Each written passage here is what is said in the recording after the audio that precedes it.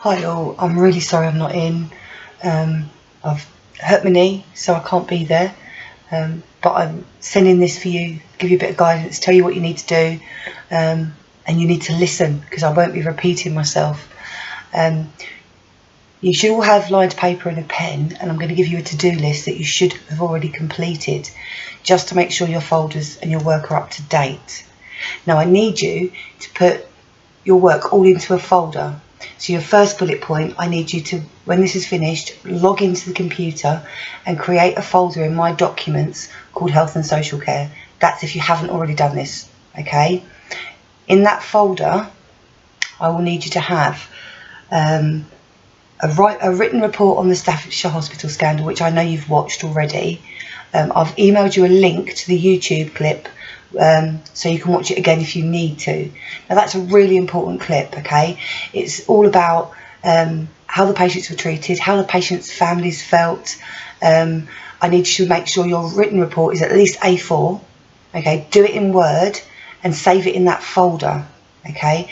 What happened? What did you see? What did you feel when you saw those things going on? Who was at fault? Values of care. What values of care weren't met? Can you all remember your values of care? I hope so. Just remember PECC. P-E-C-C-C. Write down on your bullet points your values of care for me, okay? Because you will be tested on that. How would you feel if you were treated like one of those patients? Make sure you put details in, facts, things you saw, and try and do it from a professional's point of view. So what would you do if you were in that situation? If you saw someone not having their values of care met, how would you feel? What could you do to make things better for that service user? That's another point you need to bullet point down. Service user, service provider. Sometimes we get stuck on these. Service provider is the person or the organisation providing the care, okay? So that's going to be your hospitals, your schools, your nurseries, care homes, anything like that is a service provider. Service user is anyone that goes to use that service. And as a professional subject, then this is how we refer to them, okay? So service provider is your hospital, your school, nursery, care home, anything like that, even a prison, all right? Service user is the person using that service. So if we're talking about a patient, an elderly resident, a child in a children's home, a prisoner in a prison, okay? They are your service users, all right? So make sure you make a note of that. That's important. In your reports, try and refer to the service provider. With the Staffordshire hospital scandal, that will be the hospital, and the service user will be the patient, okay? So try and make sure you use the correct terminology when you're writing your reports. Your report should be at least one A4 piece of paper, all right? And that is on a Word document. And I need that written up and emailed to me. And you need to make sure you save a copy in your health and social care folder in my documents. All right, when I say my documents, I mean your documents, okay? Now, make sure you know PIES. PIES, really important. You all know PIES, P-I-E-S. Bullet point it, write it down, and fill in the blanks. What does P stand for, I stand for, E stand for, S stand for, okay? So you've got your PECC and your PIES. Really, really important, all right? Make sure your Staffordshire hospital scandal is written up and complete, saved in that folder, all right?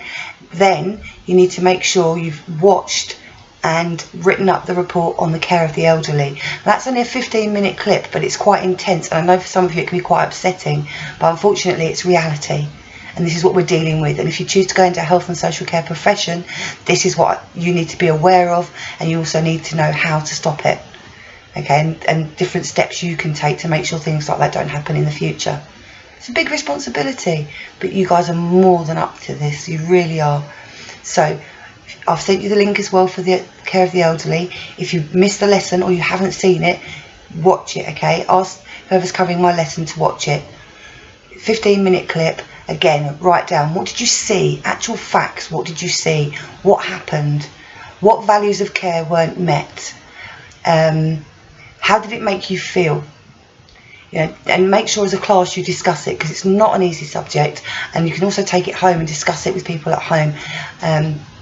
Make sure you have the full information, both sides of the story. Now in this report, I need you to do two things for me. Once you've written up exactly what you've done, exactly what you've seen, what you've felt, what happened, I need you to then try and write me a couple of paragraphs as if you were the service provider's member of staff. So if you were one of those carers, okay, and you need to see it from their point of view. And it's going to be really tough, because it's hard when you see something like that to actually take it from their point of view, but it's reality, okay? And I know you're more than grown up enough to deal with it. Think about how they feel. Are they overworked? Are they underpaid? Is it a situation where they feel really stressed, they're short-staffed, they've done 3 nights in a row and they're absolutely shattered? Think about it and try and write a couple of paragraphs on how you think they felt. Okay, again, save this document, call it Care of the Elderly, save it in your Health and Social Care folder. If you have those things done, then you're actually up to speed. Now, any problems, you need to email me. You can respond to the email that I've sent you. Just click reply and respond to it. You're going to have to keep checking your emails, which you should be doing in year 10 anyway, because that's going to be our best line of communication. Now, I'm going to be back in school as soon as I can. Mr. Gordon's trying to sort something out for me, so fingers crossed it won't take long. But this is, I think, going to be the best way we do this. Okay, so make sure you have everything up to date, and then we're going to move on to the next section, which is communication. It's only a small section, and it's about verbal and non-verbal skills. So on your bullet points, I want you to write down communication, and then next to it write verbal skills and non-verbal skills. Okay, and we're going to be looking at what these skills are. It's not just a case of I spoke and they didn't understand. You, as a healthcare professional, will need to work out ways to help someone understand. There may be a language barrier, there may be a special need. They're all things you have to consider when working in the health and social care professions.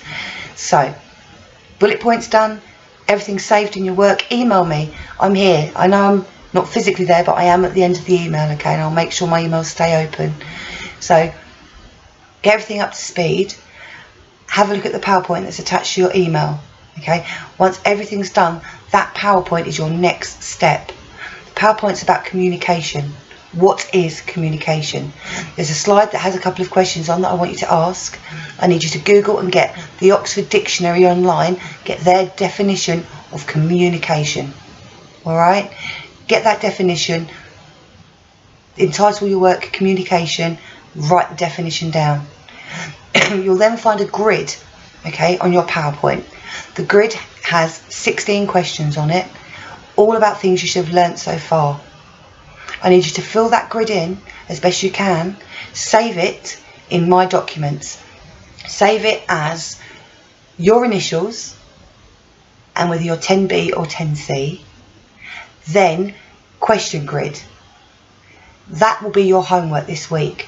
So if you've done everything I've asked of you today, I then need you to go into that PowerPoint, go to the page with the grid on it, start filling it in. You can discuss it with the person next to you, but don't talk too loudly, okay? Because I don't want everyone to hear what you have to say. I need to know what you know, not what everyone else knows. All right? So, folder, to-do list, work your way through the PowerPoint, answer the questions on a A4 Word document entitled Communication. Save it, answer the questions, save it again. All right? Then there's the question grid, really important. Try and fill it in as much as you can. If you don't get it all done today, then that is your homework for this week, and I want the actual completed grid emailed to me. So just reply to my email, reattach it once it's saved, and email it back to me, okay? And then I can see where you're all at and where you're doing. I hope you're doing really well, and I'm so sorry I'm not there. Just keep going, keep focused. You can absolutely do this. I have every faith in you, and I will be back in as soon as possible. I'm going to put some links on this YouTube clip that will take you to the different videos that we've watched as well in the past, so that you've got those as well. And good luck. You can absolutely do this. Keep going, and I'm really, really proud of you all. Take care.